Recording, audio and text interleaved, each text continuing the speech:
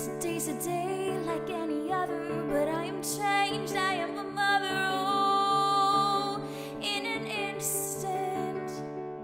And who I was has disappeared, it doesn't matter now. Alright, so we are here with Mr. Dean Warren Ellis, and I thought today, since it's exactly 1 week since he's been born, we would do a labor and delivery story and 1 week postpartum / his 1 week update. So we can start with the labor and delivery. Kind of a long story. It spans about a week where everything kind of happened. And as you guys know, I was earlier than 40 weeks and I did have some complications. So we'll explain all of that. So last Monday, it was October 9th, I believe, I had a doctor's appointment, and I had mentioned to you guys that I was doing the 24-hour urine over the weekend, and I didn't know how that was going to go. I got the results on Monday, and they said that they were pretty sure I had preeclampsia, and they wanted to monitor me for 24 hours in the hospital just to make sure that my blood pressure didn't get completely out of hand, because if it did, then they would have to induce me. So they were hoping they could hold off on inducing me and just wanted to monitor me for 24 hours because I did have a lot of swelling, I had high blood pressure, and I did have a lot of protein in my urine. So it was from Monday through Tuesday, right? I was in the hospital, and I mean, it wasn't great. I didn't have great blood pressure, but it wasn't so high that they wanted to induce me then, so they let me go home. So I was home on bed rest for a couple days, all day Wednesday, all day Thursday, and then it was Thursday night that I started having some weird pains. It was like chest pains and stomach pains and back pains that I had not experienced before, and just because I was so overly nervous about the preeclampsia, I thought that I should go in and just get checked that night because I honestly was having trouble sleeping. Like, I was in a lot of pain. So we went in to triage that night, and they did my blood pressure. It wasn't crazy high, but they also decided to do some blood tests just to make sure there was nothing crazy going on. And that is when they figured out that my preeclampsia had gone from just mild preeclampsia to severe preeclampsia, and specifically HELLP syndrome, which is kind of a variant of preeclampsia that is considered severe. So that meant what? My blood platelets were low, right? They kept dropping. And then what else? Your liver enzymes kept going up. Yeah. So that is very scary, and that's not something they like to mess with and wait around and see how it goes, because it just gets worse every day, and it honestly could get worse very quickly. So they said at that moment, this was Thursday night, that they were going to just induce me, start the induction process that night at the hospital. So they gave us a room, they gave me an IV, they put me on magnesium. That was to help with any potential, like, really high blood pressure leading to seizures. And then they also started me on, so they put Cervidil in, and that's kind of the first phase of starting the induction. So we did that for about 12 hours, and we were hoping I could progress a little bit and then we could move on with the induction. But at the 12-hour point, I hadn't really made any progress because of HELLP syndrome.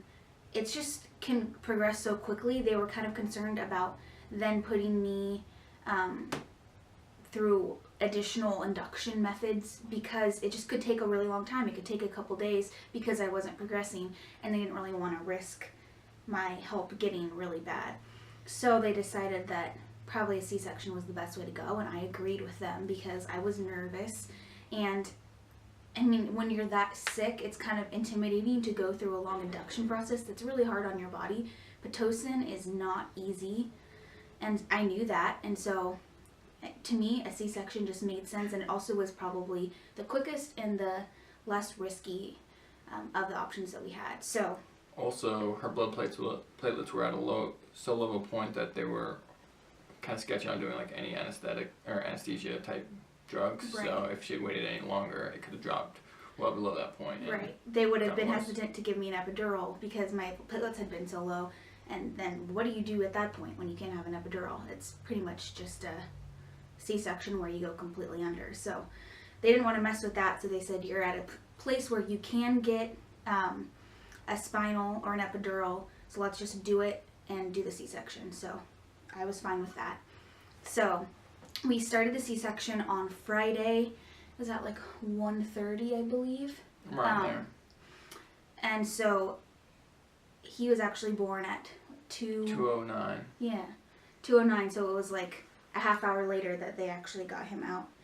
So it was a pretty quick decision on a Friday morning, and then they got me in, and the whole C-section probably lasted about an hour from doing the spinal to, being completely done and putting me in recovery. So it was pretty quick. No complications there. He was born at 6 pounds 2 ounces. Tiny guy. So they got me out of recovery. He went to the nursery to get checked, but he was 36 weeks and 1 day at that point, and he was 6 pounds 2 ounces, but he really didn't have many issues. They were concerned a little bit about, his blood platelets was yeah. the biggest concern for them, and so they did a lot of blood tests, intravenous ones, as well as a bunch of heel sticks to try and get blood. They were also worried about his lungs, being able to breathe properly, Right. which right away he was fine with that. Yeah. They were okay with that. So they really just monitored him for about an hour, right? And then Yeah, they pretty said much he an pretty hour. much passed everything, and so then they let him come be with me.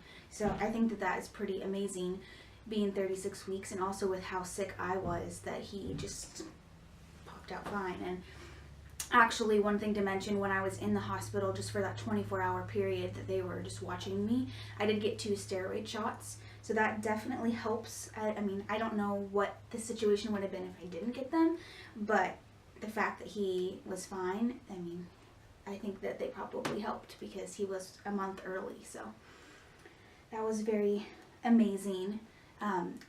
We stayed in the hospital for 2 full days, so 48 hours from when I had my C-section afterwards. And honestly, I'm surprised that it was only 2 days, but they just kept a really close eye on my blood pressure, and they did a bunch of blood tests to just make sure that all of my platelets and everything were not getting worse. They stayed about the same for a little while, but they did not ever get worse, and towards the end of our stay, they did start to pick up a little bit. So they always say that for preeclampsia and for HELLP syndrome, the only thing you can do is deliver, and then as soon as you do, all of your numbers start getting better. And so that's definitely what we saw, and there was not really any issues with me after the C-section. They just kind of kept a close eye on me. For Dean, the only thing that we're concerned about with him is jaundice and his bilirubin levels. He wasn't too bad when we were actually at the hospital. They did let him go home, and they just said, come back in a couple days, or go to your pediatrician in a couple days, keep an eye on it.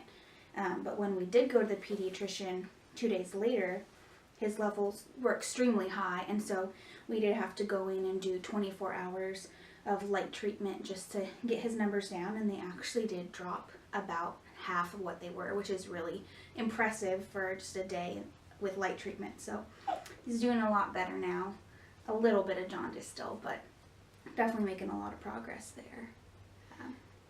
Yeah, we noticed before, when we first got home, before we did the light treatment, he was extremely lethargic and did not like to wake up for anything.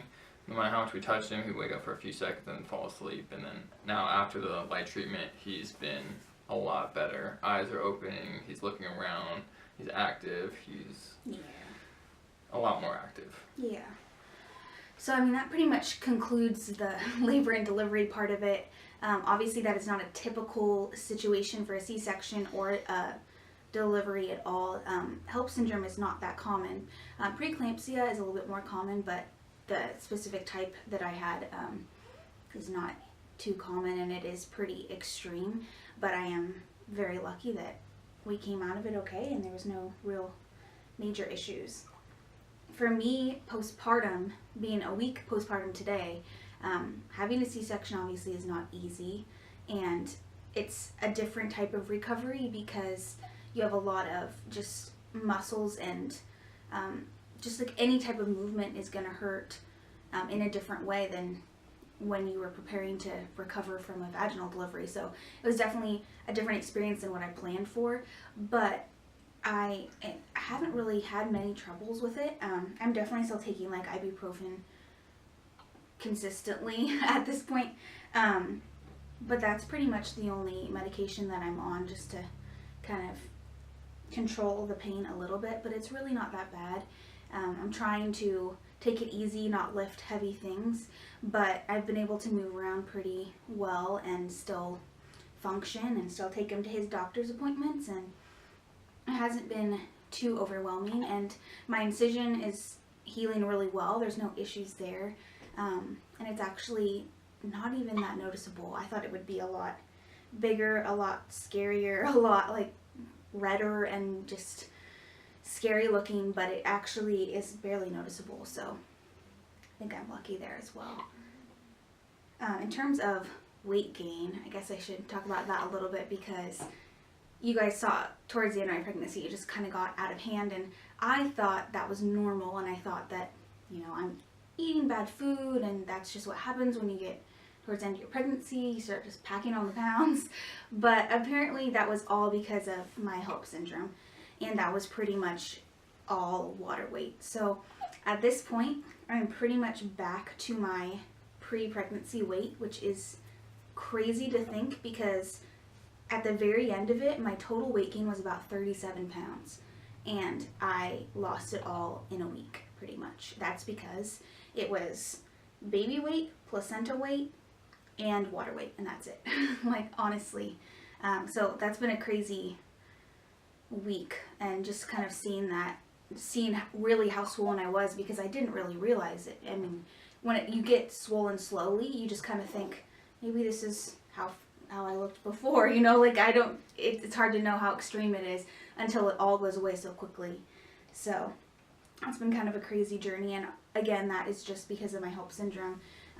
That is not normal in a pregnancy to lose all of that weight so quickly, but that's just because of my water weight. So in terms of him being 1 week old, we talked a little bit about his jaundice and how we're taking care of that, and it's still there a little bit, and it still has a little ways to go, but he is doing really well.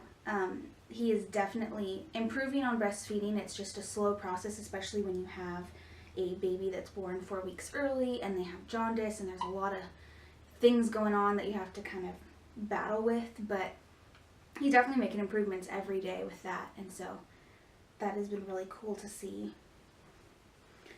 And we can definitely do a little close-up of him. I have some pictures of the actual delivery, like in the operating room, and some other pictures I can put at the end of this video for you guys. We didn't really do any like vlog style just because it was so crazy, but do have a few pictures to show you. But I think that's pretty much it for Dean's labor and delivery. Yeah? I think so. Right now we're just working on trying to pack on some pounds for him. Right. Needs to gain some weight. Alright, buddy.